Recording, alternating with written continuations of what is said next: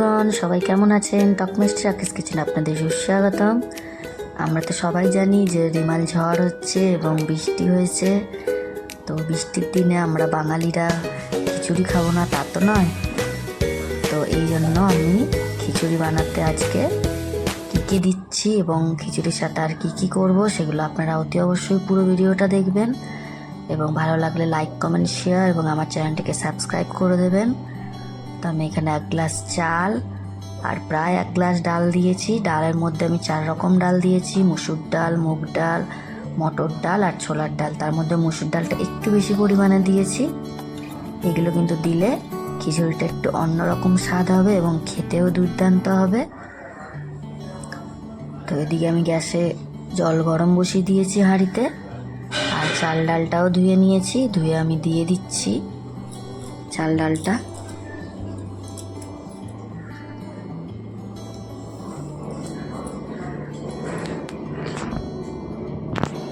আপনারা কিন্তু অতি অবশ্যই এইভাবে একবার করে দেখবেন। আমি কিভাবে বানাচ্ছি দেখুন পুরো ভিডিওটা। আর আমি এটা যেহেতু আমিষ খিচুড়ি বানাবো, তো আমি এর জন্য পেঁয়াজ, টমেটো, আদা রসুন পেস্ট আর ফোড়নের মধ্যে জিরে, লঙ্কা, তেজপাতা দেবো।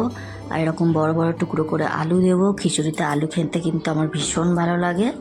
তো এদিকে আমার খিচুড়ির চাল ডালটা ফুটতে লেগে গিয়েছে। এদিকে আমি কড়াই গরম করে তেল দিয়ে দিয়েছি, দিয়ে আলুগুলো ভেজে নিচ্ছি। আপনারা কে কে খিচুড়ির সঙ্গে এরকম বড় বড় আলু পছন্দ করেন অবশ্যই কমেন্টে জানাবেন। এদিকে আমি আলুতে একটু নুন দিয়ে দিচ্ছি, এতে কিন্তু কালার এবং একটু সেদ্ধও হয়ে যাবে। আর হলুদও দিয়ে দিচ্ছি, দিয়ে আমি আলুটা ভালো করে ভেজে নেব।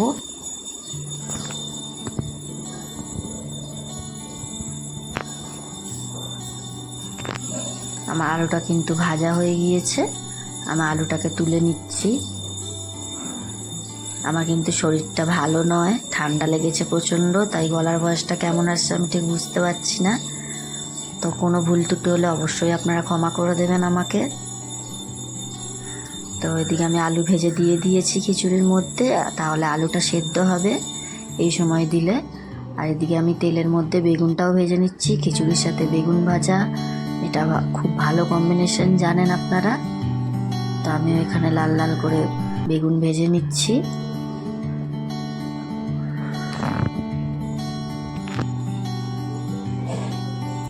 আর একটা এর মধ্যে আমি দেব চিংড়ি কিমা। তো এখানে বড় বড় চিংড়ি রয়েছে, তো আমি এগুলোকে বেছে নিয়ে নুন হলুদ মাখিয়ে নিচ্ছি। এরপরে আমি দেখুন মাথাটুকু বাদ দিয়ে খালি কিমা করে নিয়েছি ছোট ছোট টুকরো করে। আর এদিকে আমি মাছ ভেজে নিচ্ছি। এটা কি মাছ আপনারা অবশ্যই বুঝতে পারলে কমেন্টে জানাবেন। এটা কিন্তু রুই বা কাতলা নয়, এটা আমি আপনাদের পরে জানাবো। আপনাদের যদি জানার থাকে অবশ্যই কমেন্টে বলে জানাবেন। তো আমি মাছগুলোকেও লাল লাল করে ভেজে নিচ্ছি। খিচুড়ির সঙ্গে মাছ ভাজা, তো এটা একটু ভালো করে ভাজতেই হবে, কোনো রকম কাঁচা থাকলে ভালো লাগবে না খেতে। তো মাছগুলোকে আমি ভেজে নিয়েছি। তো এদিকে আমি মশলাটা বানাবো খিচুড়ি, তো এর জন্য আমি ফোড়নগুলো দিয়ে নিয়েছি আর পেঁয়াজটাকে দিয়ে নিয়েছি। দিয়ে আমি ভালো করে এটাকে ভাজবো।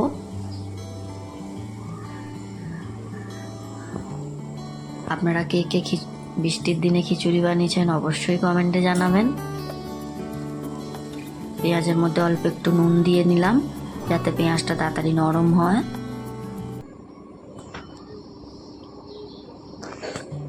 দেখুন এটা পেঁয়াজটা ভাজা হয়ে যেতে আমি 1 চামচ আদা রসুনের পেস্ট দিয়ে নিয়েছি। যেহেতু এটা আমরা আমিষ বানাবো চিংড়ি কিমা দিয়ে, তাই আদা রসুনের পেস্টটা কিন্তু দিতে হবে। আর এখানে আমি হলুদ গুঁড়ো, জিরে গুঁড়ো আর লঙ্কা গুঁড়ো এগুলো দিয়ে নিচ্ছি। দিয়ে এটাকে আমি খুব ভালো করে কষবো। দেখুন কত সুন্দর তেল ছেড়েছে। এবার আমরা এখন ওই চিংড়ি মাছটাকে তুলে দেবো এর সাথে। তো এর সঙ্গে মশলাটাও কষা হবে এবং চিংড়ি মাছটাও আমাদের সেদ্ধ হয়ে যাবে। দেখুন কত সুন্দর করে আমি করে নিচ্ছি।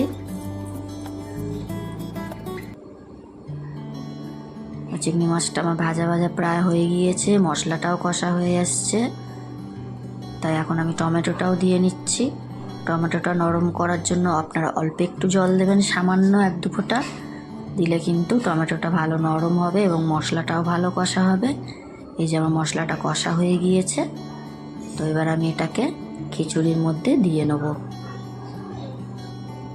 দেখুন আমার কিন্তু খিচুড়ির ডাল, চাল, আলু সব সেদ্ধ হয়ে গিয়েছে। তো তারপরেই আমি এই মশলাটা দিয়েছি, দিয়ে ভালো করে আমি নেড়ে নিচ্ছি এটাকে।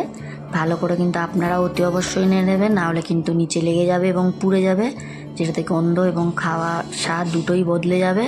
তো অতি অবশ্যই আপনাদের ভালো করে নেড়ে নেড়ে করতে হবে এটা। আর এটা কিন্তু এখন যতটা পাতলা রয়েছে, এটা কিন্তু ঠান্ডা হলে ততটাই গাঢ় হয়ে যাবে। তো আপনারা অবশ্যই কোয়ান্টিটিটা বুঝে মতন রাখবেন।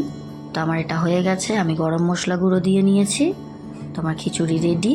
আমি এদিকে খাওয়ার জন্য সার্ভ করে দিচ্ছি। দেখুন এটা কিন্তু যতটা পাতলা আছে, এটা কিন্তু ঠান্ডা হলে অতটা বসে যাবে। আর এদিকে আমি বেগুন ভাজা, মাছ ভাজা, পাঁপড় ভাজা